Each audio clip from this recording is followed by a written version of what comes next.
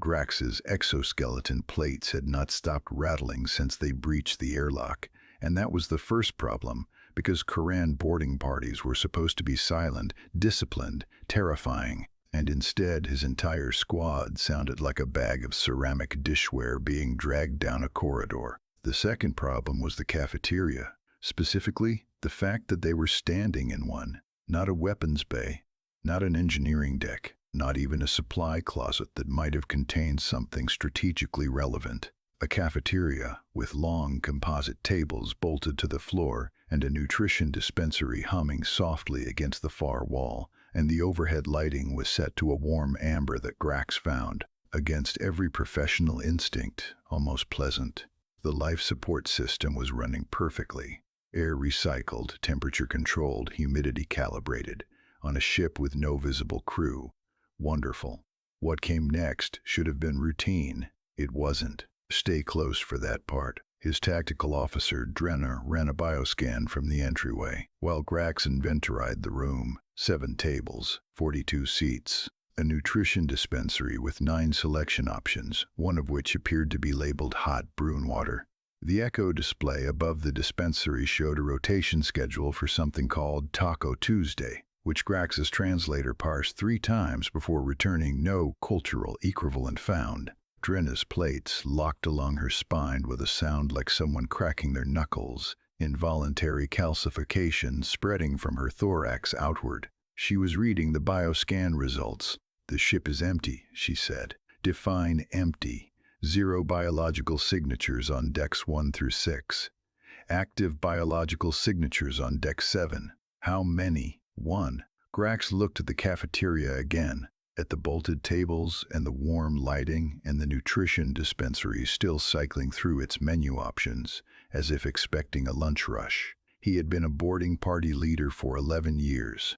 He had breached Thessic convoy ships and Moravi smuggling barges, and once, memorably, a Pelian diplomatic yacht that turned out to contain nothing but 400 crates of fermented grain alcohol and an ambassador who was, in retrospect, simply having a terrible week. He had never breached a ship that felt like it was waiting for him. The life support purred. Not strained, not emergency cycling.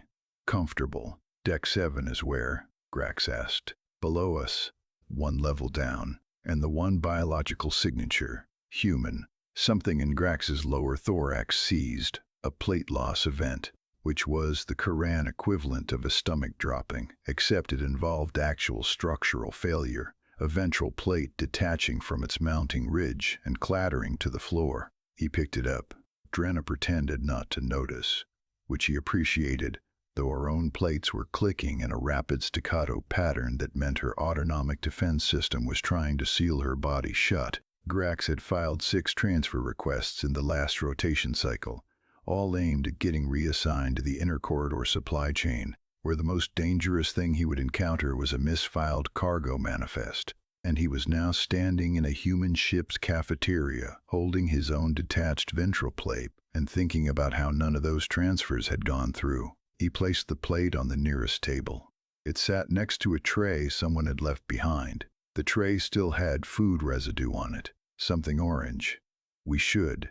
The lights changed, not dimmed, shifted. The warm amber cycled to a cooler white, and somewhere behind the walls Grax heard a series of heavy magnetic locks engage in sequence. Thunk, thunk, thunk. 4 of them, 1 for each exit. Drenna's bioscan chirped. The single signature on deck 7 was moving. It was coming up.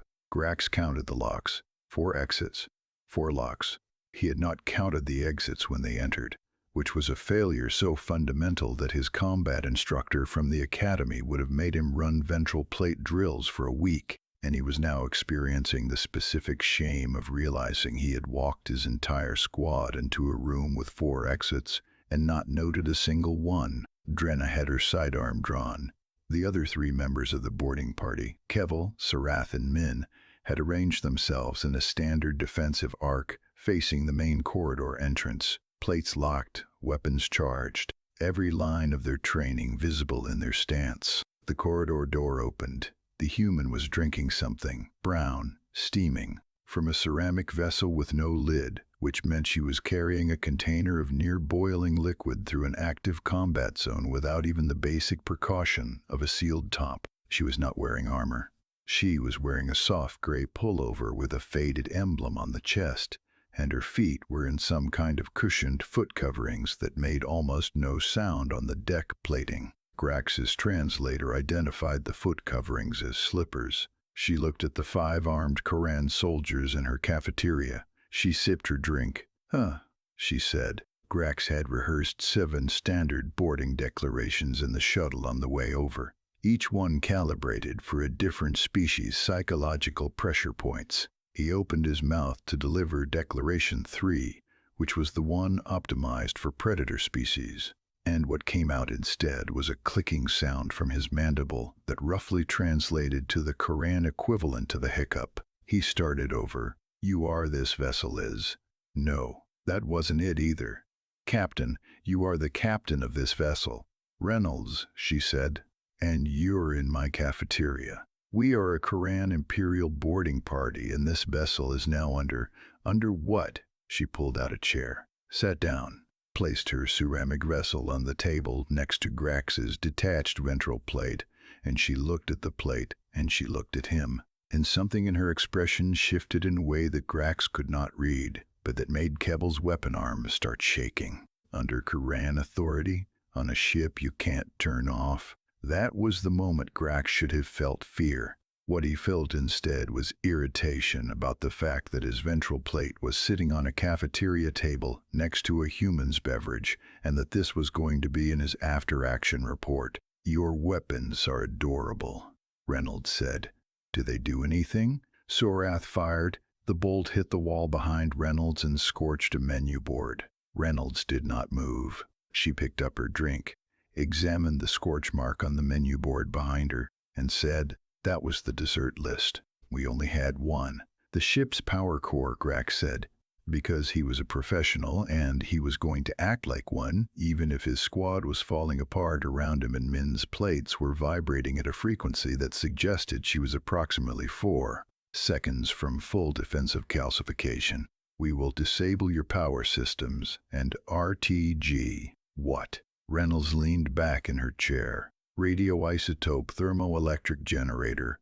The core runs on radioactive decay. It doesn't need fuel, doesn't need maintenance, doesn't need a crew. It just sits there and produces power from atoms falling apart. You can't shut it down. You'd have to wait about 87 years for the isotope to degrade, and honestly," she gestured at the locked doors, "I don't think you packed enough lunch." Grax processed this. A power source that functioned on decay, on entropy itself, on the universe's own irreversible tendency toward disorder, harnessed and bottled and used to keep the lights on and the cafeteria warm and the doors locked. You could not threaten it. You could not negotiate with it. You could not shoot it into compliance. It would outlast every member of his boarding party by decades, sitting in the dark, patiently decomposing, powering a ship that did not need a crew because the crew was optional and the ship was not. Drenna's calcification reached her neck. She couldn't turn her head. "We trained on things worse than you," Reynolds said, standing.